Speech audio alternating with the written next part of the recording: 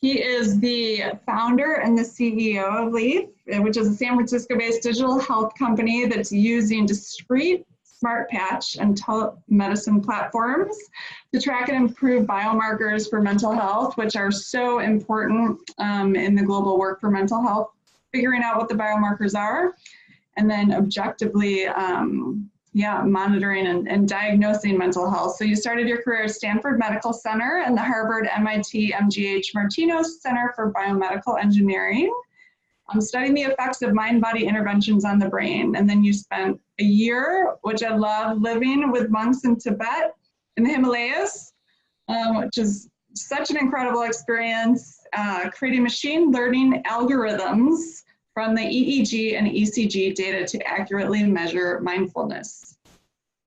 As we know, lack of objective biological tests for mental health is a key contributor to stigma.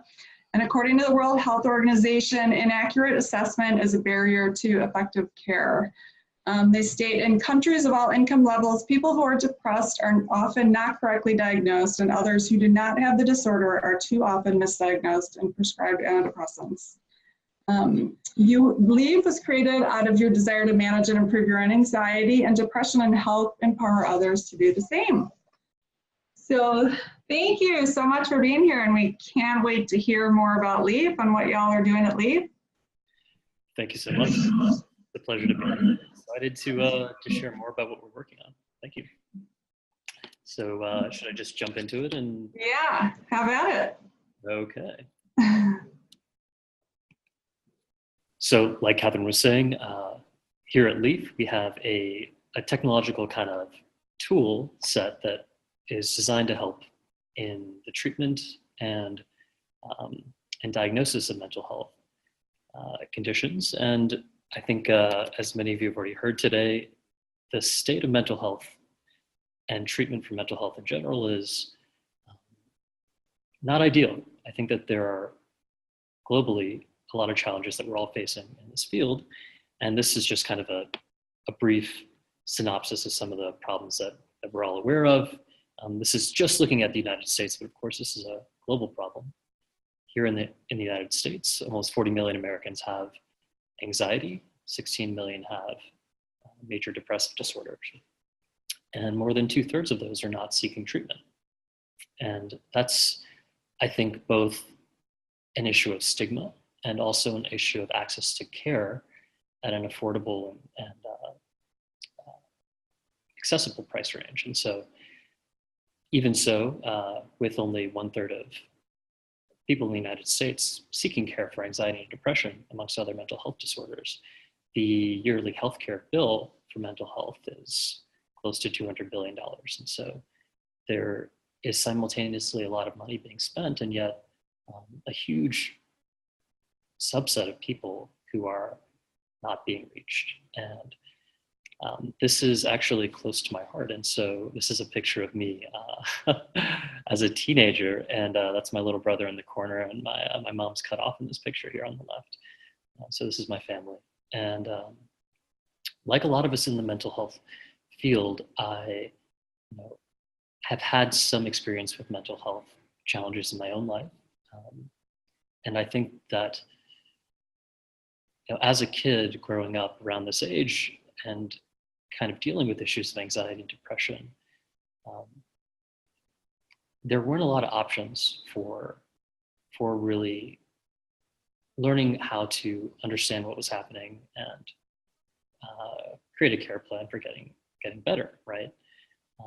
And so I happened to stumble on a book about mindfulness at around this time. That actually totally changed my life and led me to become interested in the brain.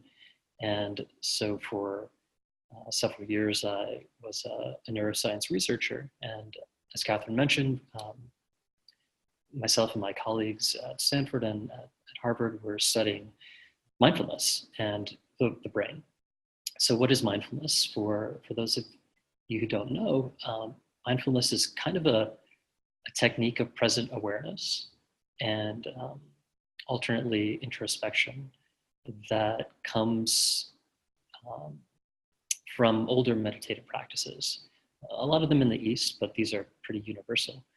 And what's so amazing about mindfulness is that while there is a component of a teacher kind of telling you how to practice mindfulness, how to do the work or the practice, of course, a lot of it is actually about self-empowerment and sort of exploring within yourself the mechanisms of attention and seeing to what degree you can understand your own mental experience and create a change. And so what we found in actually studying long-term meditators and also people who had never tried meditation, were naive to any type of mindfulness practice and had just sort of done 8 weeks in courses like MBSR, mindfulness-based stress reduction, which is like a clinical version sort of mindfulness training, is that there were changes in the brain that were elicited from mental training practices like mindfulness.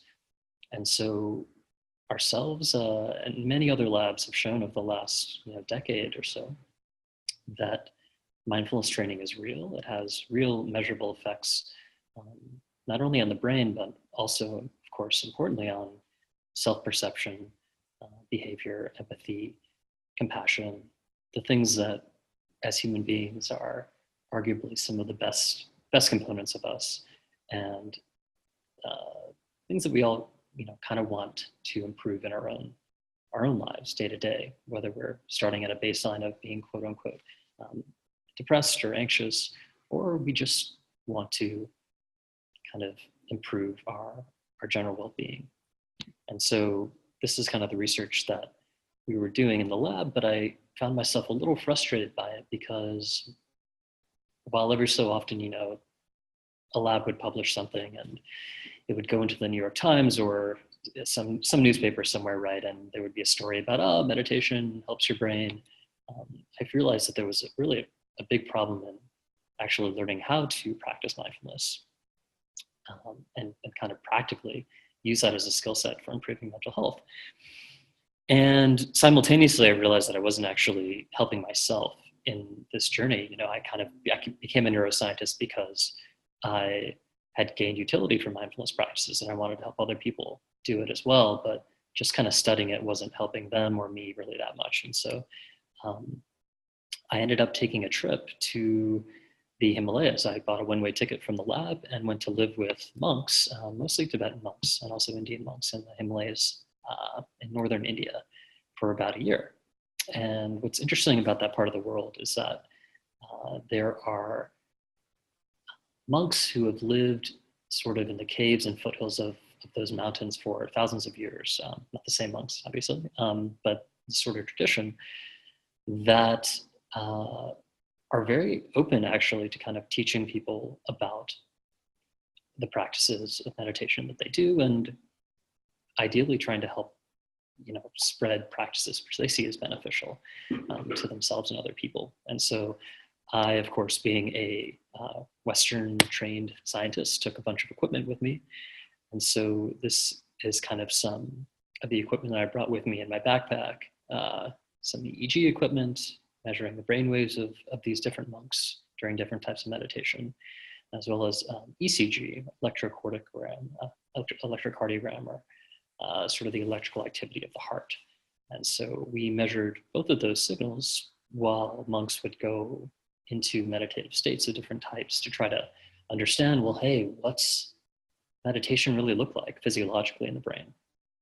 And could we, based on that signal, sort of reverse engineer a tool or a protocol that would help ordinary people who aren't living in the Himalayan mountains learn the techniques like mindfulness that have proved to be really beneficial for general well-being, but also mental health kind of more broadly. And so this is just a little bit of the kind of background of mental health treatment today.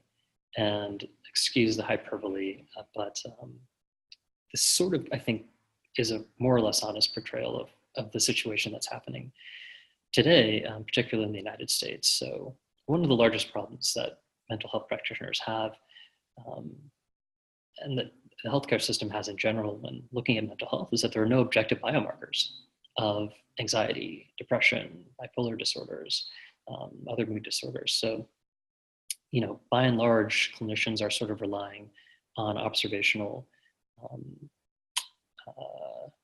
techniques, self-report from clients and patients.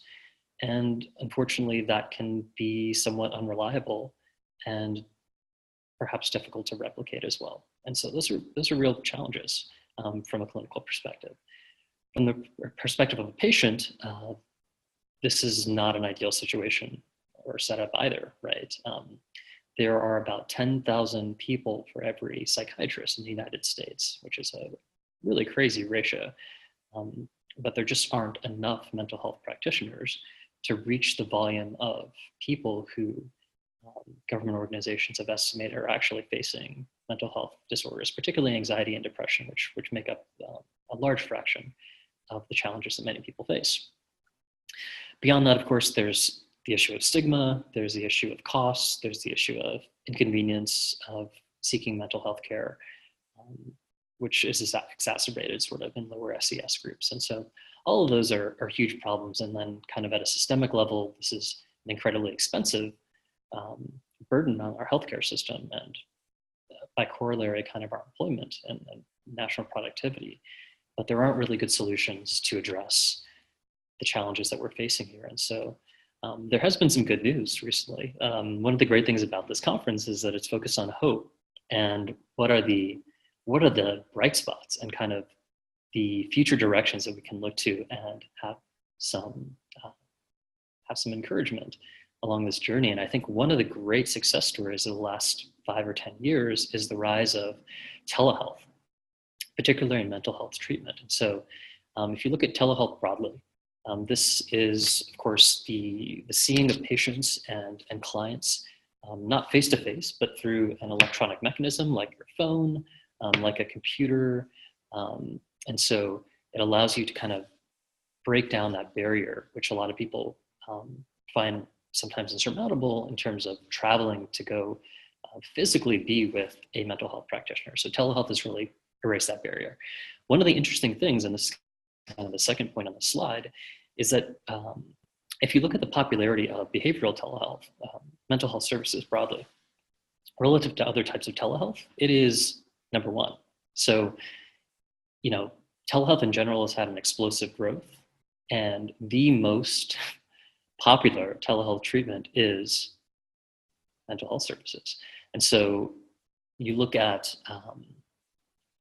what technology is actually doing now. This is not sort of a projection. This is what's happening today.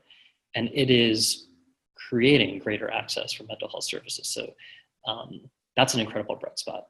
The final point there is just sort of looking at some data that Teladoc, which is one of the large telehealth providers in the country, has released. And they show that fully 50% of their behavioral telehealth users are young men from the age of 20 to 35. And that's an age group that traditionally has had some resistance to seeking mental health. And so it's encouraging that these consumer or clinical telehealth tools are actually reaching them. So, okay, that is the issue of accessibility. The other problem that we brought up, right, is that there aren't objective biomarkers for mental health disorders. And so one of the kind of fascinating things that has come out in the research over the past, say, decade or so is this biomarker called heart rate variability, or HRV. And heart rate variability is essentially the timing differences from one heartbeat to the next. It is a slightly more complex measurement than just, say, your heartbeat or your heart rate, right? But it's incredibly interesting because it turns out, is a bunch of information encoded within that signal that actually relates not just to the heart, but also sort of to the brain, let's say broadly, but specifically sort of towards your autonomic nervous system. Now, your autonomic nervous system is being increasingly implicated in all kinds of mental health disorders and challenges. And this is sort of an emerging area of research still, but what some researchers are now pointing to is the possibility that heart rate variability, or HRV, can actually be sort of a transdiagnostic biomarker for a variety of mental health disorders. And so that has been looked at, and you can see some citations at the bottom of the screen at anxiety. This has also been looked at in depression. There was recently, just last year, a large twin study that was released on looking at heart rate variability, HRV, as a risk factor for depression. And they actually found that it wasn't that depression sort of created a lower HRV score, heart rate variability score, but actually that, and this is sort of by looking in causal analysis of the factors involved in this twin study, that HRV was a risk factor for depression, that the direction of causality went from low HRV to having depression and not the other way around. And so, although this is a difficult to measure biomarker, right? Like a lot of us have these sort of wrist heart rate monitors and such that are not very accurate and have trouble measuring the signal. But if you can get at it, if you can get at this incredible biomarker, it actually tells you a lot about mental health. And so here at Lief, which is sort of the company that myself and some friends have started to get this technology out to more people, we've created a tool to specifically measure HRV, heart rate variability, this incredible biomarker of mental health, and make it accessible for all types of people, consumers, clinics, doctors, patients, anybody. Now, the interesting thing I think about what we did was not only is Lief, this tool, sort of a biomarker, but it also has included a means and intervention of actually changing your HRV through this mind-body intervention called heart rate variability biofeedback. And essentially what HRV biofeedback does is teach you to breathe in a way that you actually change the timing that we talked about between your heartbeats in a way that is very beneficial for reducing symptoms of anxiety and depression, as well as stress and other things as well. And so there's a ton of research out there about HRV biofeedback. What we did was kind of attach it to this clinically accurate measurement signal, an ECG, just like you'd get in a hospital. And we created a really discreet way of doing HRV biofeedback. A lot of times with mental health disorders, you don't want to wear your diagnosis on your sleeve. And so what this allows you to do is kind of through vibrations, through a haptic interface of the device, actually do an HRV biofeedback exercise at any point during the day and in optimal times to actually improve your heart variability. And so this is kind of a bird's eye view of this tool that we're kind of putting together and launching out to patients now here at Lief. And so, of course, we have this biomarker HRV, which we're using not in the clinical context yet, right? Because that would require FDA approval or clearance, but sort of as a biomarker of stress.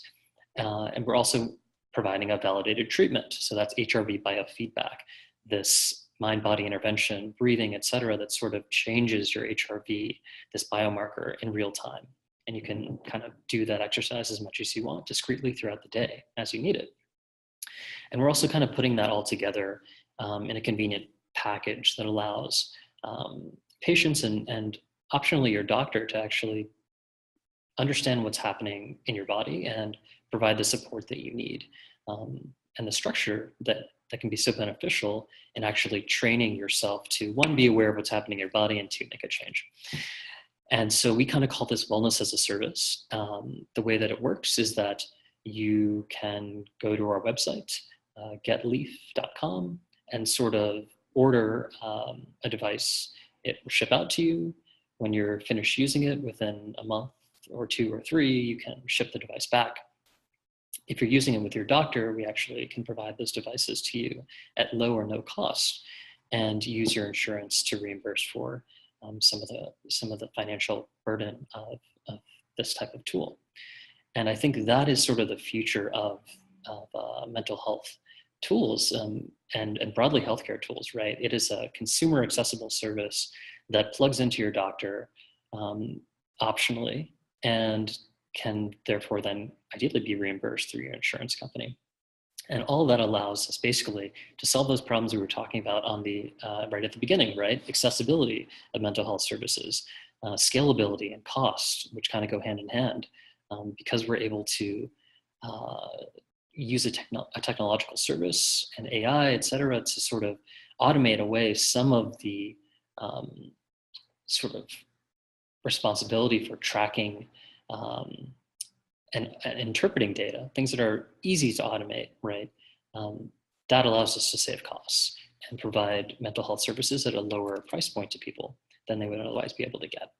And this is generally kind of this idea of using new software approaches and new signal processing and pattern recognition approaches, like AI, right, broadly, to actually work as a technological diagnostic solution to not only see whether people are at risk for anxiety, depression, et cetera, but also to place them into optimal treatment programs, whether that be connecting them to a clinician, prescribing a certain amount of mind-body interventions for them based on data, or some combination of the two.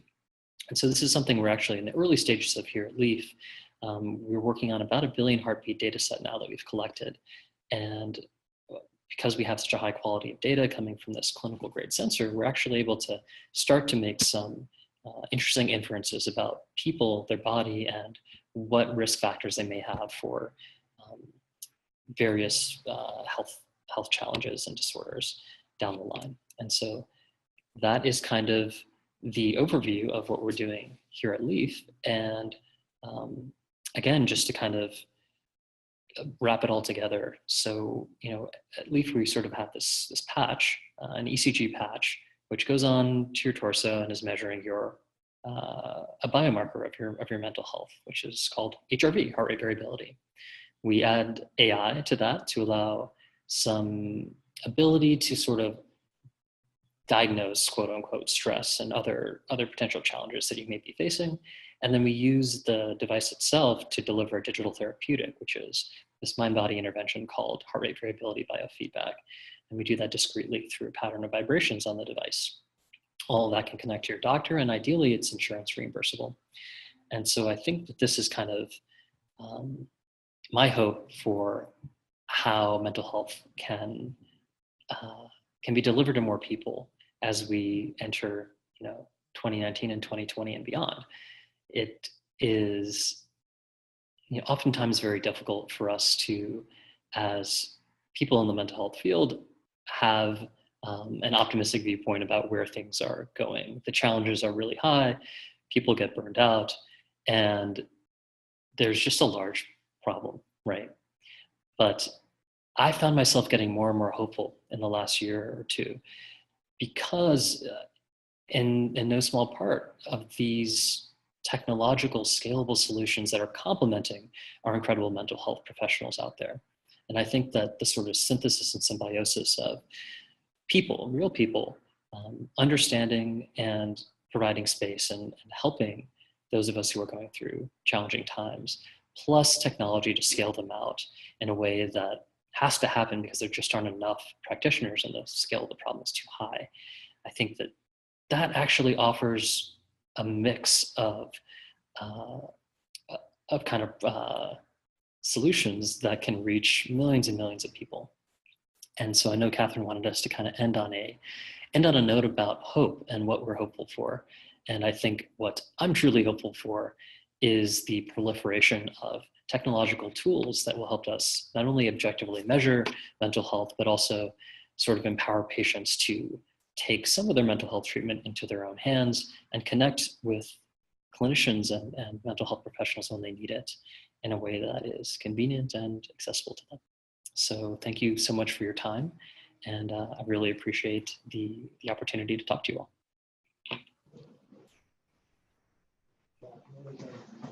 Amazing. Thank you so much, Rohan, for joining us and sharing. I mean, I've expressed this to you, but the work you are doing is absolutely, it's so inspiring, and it's fascinated me, all of the research that's available on HRV as a potential diagnostic as it relates to mental health. And, that has been the biggest, what I see as the biggest global challenge in mental health. And as it, relates to funding and stigma, I mean, people still think that depression or anxiety is a decision that people make. It's a kind of behavioral decision. And really there are biological mechanisms at play. And as we discover those and as we're able to educate the population about it, it's really going to go a long way for stigma. And so I'm just so grateful for, I know you've worked so hard with all the stuff you're doing at Lief, and I really appreciate it, and very inspiring. And I love the pictures. I haven't seen those images, really amazing. So yeah, thank you for joining us. Thank you.